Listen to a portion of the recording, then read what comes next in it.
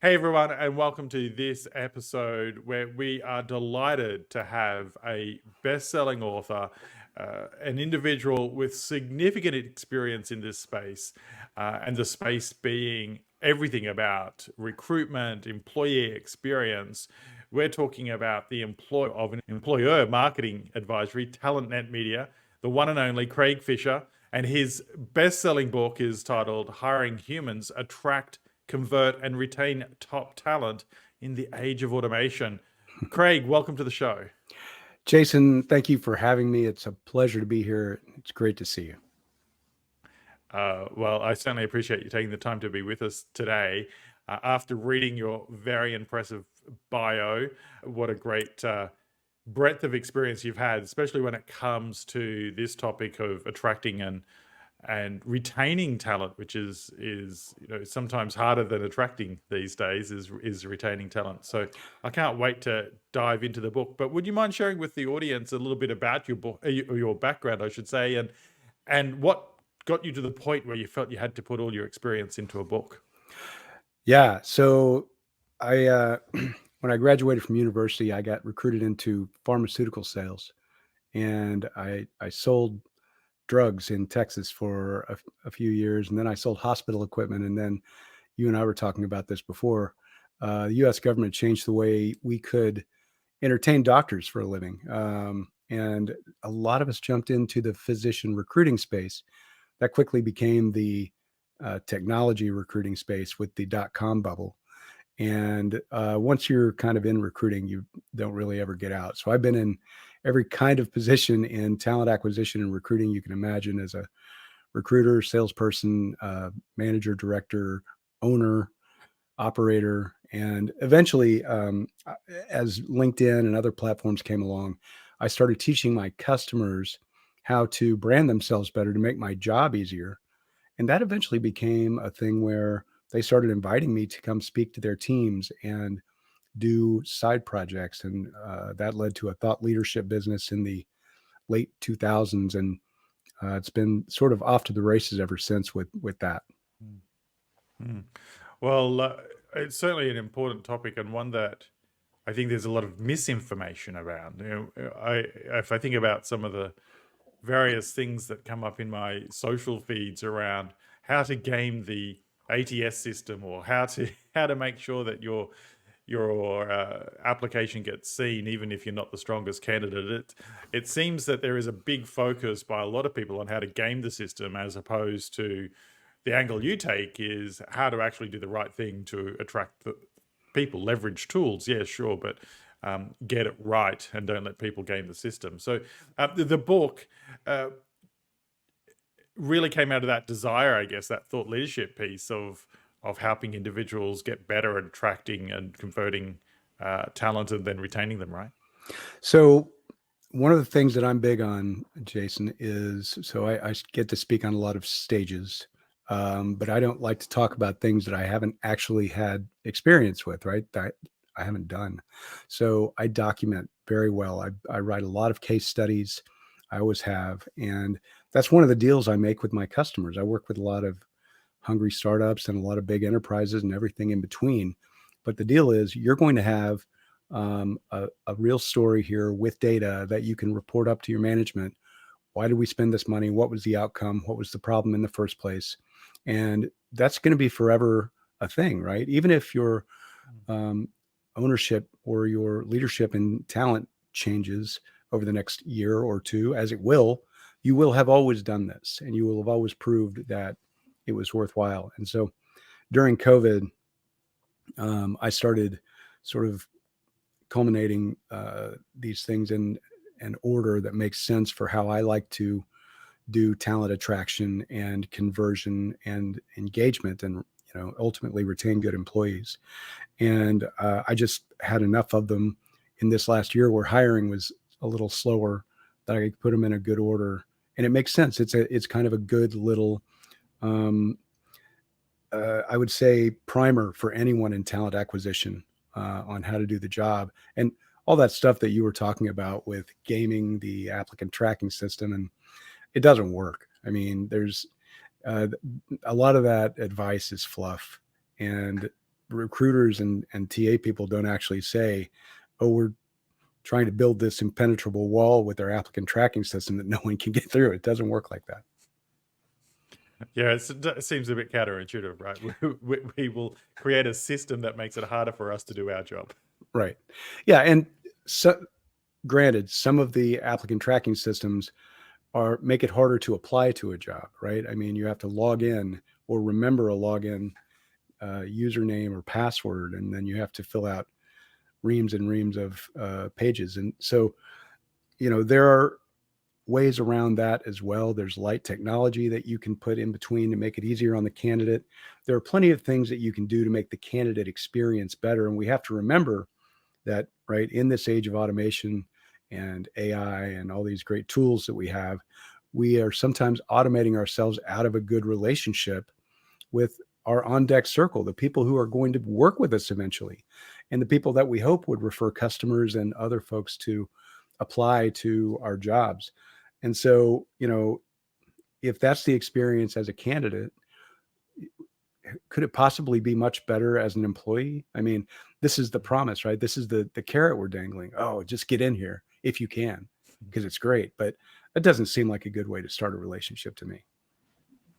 I love how you highlight the candidate experience there. I think it's a easy area to not pay attention to, but and I'd love your thoughts on this. The candidate experience sets someone up for their level of commitment and joy to the process, but also when it comes to the crunch and you make that offer to them, it plays out in their mind. Is this going to be what my next 3 years or 4 years at this company is going to be like? It's going to be difficult. There's going to be hoops all the time, or Right. Or obviously there's better versions than that. Yeah. And I mean, you read the subreddits about working at some of these giant corporations, and they go through 23 interviews and months of time and preparation and side projects that you have to build for the prospective employer to even get in there. And then they complain about the work environment once they get in there. Yeah, the pay's good and you get options, but if you don't, finish out your X number of contracted years, some of that just doesn't come into play. And so I don't think that, and onboarding is a big factor here too. I mean, let's be honest. How long does it take? Do you get sat in a room with a list of videos to watch for days on end and no communication? I mean, there's all of these things play into the relationship that you're setting up with the people that you want to do the work that makes your company go. Yeah, the end-to-end journey is what we're talking about here. And so many organizations, unfortunately, only pay attention to that annual performance review cycle, if you will, and they That's sort of right. forget that there's a lot in between that happens and impacts whether someone really stays committed or not. On New Year's Eve, when everyone's making their promises to themselves about how they'll be better or bigger or whatever in the new year, you don't want to be part of that conversation. It says, well, let's get out of here and find a better job. Right. Now, in the book, you have a chapter that's titled Branding Yourself for Success. Now, this is an area that I personally find really interesting, and again, an underserved area is that organizations so often think of branding as a way to attract new consumers, to stay appealing to consumers, but they forget about the candidate side of things. So That's right. why is branding yourself as an employer? What do you mean by that? And what's a really practical way that it makes a difference in the recruitment process? Yeah. So people like to work with people they like, or they think they're going to like, or that they might want to have lunch or a beer with, right? I mean, this is what you think about. It's like, can I spend every day working with these people, with this team? A company's culture is not one thing. There's dozens or hundreds of microcultures within an organization, right? Each team has its own unique culture, and certainly parts of teams. And so it's important to kind of showcase your employees, right? Both for the customer experience and for the candidate experience. And so if you think to yourself, okay, well, we're McDonald's and we don't have to showcase any of our employees. We're just McDonald's. And we can just live on that. And everybody wants to work with us and eat at our store. That's not what they do, though. They show their people in every commercial, in every graphic, in every, right? I mean, maybe they're actors, maybe they're not, but very often they're real people, right? And they're showcasing a day in the life and stories with their people on all of their social channels. And that's the way to go about it. You want to be transparent, and you want to have an organic brand about you that attracts both customers and clients, because and candidates, and the customer piece is important, because if you think about brands you really like, it's not the brands that you hear treat their employees badly, right? Yeah, you like companies that you feel like are good to their people, and their people want to be helpful and want to work there. And so it works both ways. It's very practical in that result. Yeah, you make a really valid point there. You don't. I don't think I've ever seen someone falling over themselves to go and do business with a company that's known for treating their employees Right. like crap. It would be a different take on things, that's for sure. I think about companies like Disney, who have entire websites designed just to talk about what it's like to be a Disney cast member. And by no stretch of the imagination am I trying to suggest that Disney gets it right in every step of the way, but they're a great example, as is some of the other common brand names like Apple and who you think of, that actually you can see they take the time to Hmm. intentionally explain what it's going to be like. In most cases, of course, I can't get it perfect, but in most cases, when you work for them. Why do you think it's that HR professionals just haven't focused on linking the commercial benefits of this work uh, to their activities, so that when they're talking to their CFO and saying things like, I want to have my own website, I want to do a 5-part series on what it's like to work here, or do all this work, it's going to cost me $1 million, or however much. Is it because they're not used to having to link that work to a commercial outcome? Because it seems to me that it's so important, yet so many are still not doing it. I agree with you. In talent acquisition and HR, we generally tend to only link things to sort of the hiring outcomes and the employment outcomes, and not the commercial outcomes, which is not the best way to go about it, right? If you can rebrand yourself as not a cost center, which is what most CFOs think of HR as, but as a revenue center, then you've really got something, right? You're on the right track there, because when you want to go barter for dollars for new software or new processes or whatever it is, you have to take data with you and say, there's a reason why we need this. It will help us on the bottom line.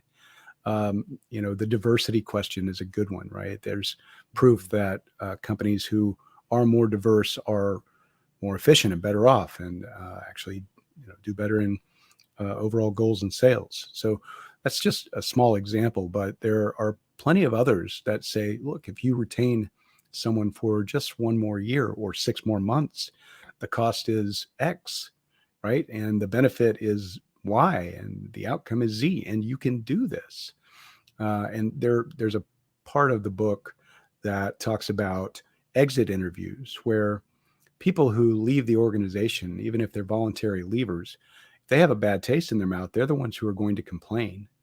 And people who complain, right, on Glassdoor or wherever, really just want to be heard.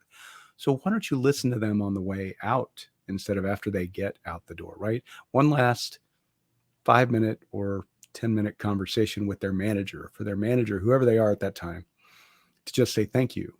We appreciate what you've done for us. And maybe even offer them a $5 Starbucks gift card and say, when you get where you're going, look me up and let's have a cup of coffee over the phone or whatever. I want to hear how you're doing. And, right. Mm. That sort of thing could change all of your Indeed or Glassdoor review scores in weeks or months. And it does, because we've done it. Yeah, yeah, it makes perfect sense. So, uh, you've mentioned the term employee experience a lot, and candidate experience. And Uh-huh. I want to focus on the candidate experience, because it's really where things start for everyone. We don't just wake up one day and suddenly we're implanted in a new company, right? What's something that you would highly recommend people to start doing to improve the candidate experience, or to deliver a candidate experience that you think is the right one given the current environment we're in? Yeah, first and foremost, apply to your own job, right? You've got to walk in the candidate's shoes to understand what they go through. If you haven't applied to your own jobs recently, I mean, there's a lot to be learned. And it starts with searching for your jobs. Don't use the job title that you've got listed on the job. Search for it as a candidate would, because they don't know your job title until they've already done the search. So if you're looking for a Java developer 3 in systems XYZ, okay, that's very specific to your organization. So look for Java developers in Dallas, Texas, right? If that's the location, and see where you fall in the search results. So that is a very beginning of candidate experience right there. It's how does a candidate experience you before they apply to a job? Do you show up in their peripheral vision on social channels? I mean, are you actively pursuing them? Are you targeting ads to them? Whatever that is. And then when they read that ad and or find you in that search, how does that messaging feel?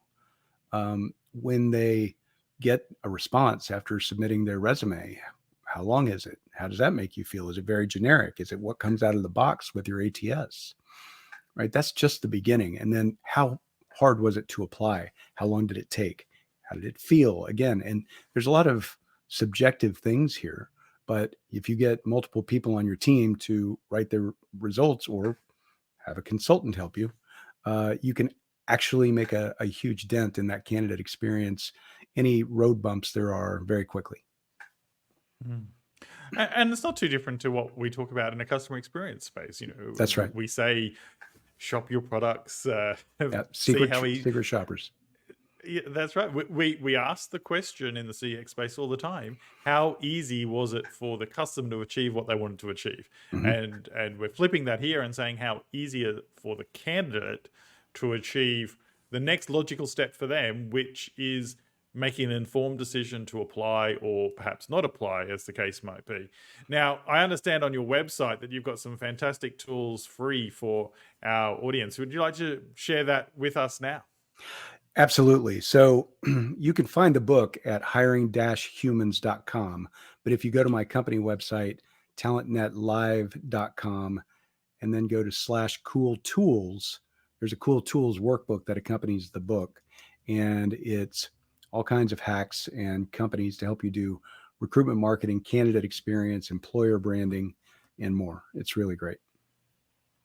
So we'll have in the show notes, of course, a link to the cool tools, the book, and also all of your social channels so that people can follow your thought leadership and this really important work when it comes to the employee experience that starts with how we attract and recruit talent.